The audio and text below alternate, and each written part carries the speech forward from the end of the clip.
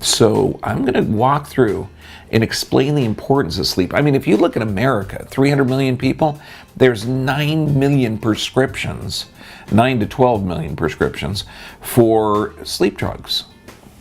Now, if the sleep drugs actually induced healthy amounts of sleep and people would wake up refreshed, I'm telling you right now, I'd be passing them out like candy in our office because sleep is so vital. However, if you're on sleep medications, you're talking a 35% increase in cancer. Now, think of why would that be? Why would taking a drug to induce something that's healthy and beneficial and natural cause an increase in cancer? Well, the reason is because the drugs knock you out, okay? And in fact, you're going to get about 12 minutes more sleep a night if you take a sleep drug. However, it's not healthy sleep. It's a chemically induced sleep. So it negatively affects the autonomic nervous system. See, this is where a lot of doctors get confused.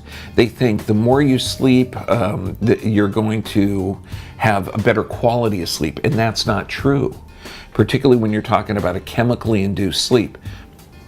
Me, like everybody else, I love the friggin' TV commercials. I mean, if I see a beautiful butterfly rolling through a field, it makes me want to take a nap.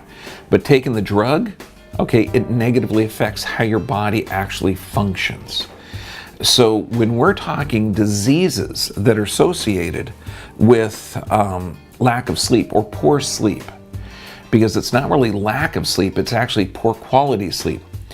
Imagine all autoimmune conditions. You know, we're talking multiple sclerosis, we're talking Lyme disease, we're talking rheumatoid arthritis, and the chronic conditions like dementia, Alzheimer's, Parkinson's. All of these have a factor of sleep disturbances or poor quality sleep.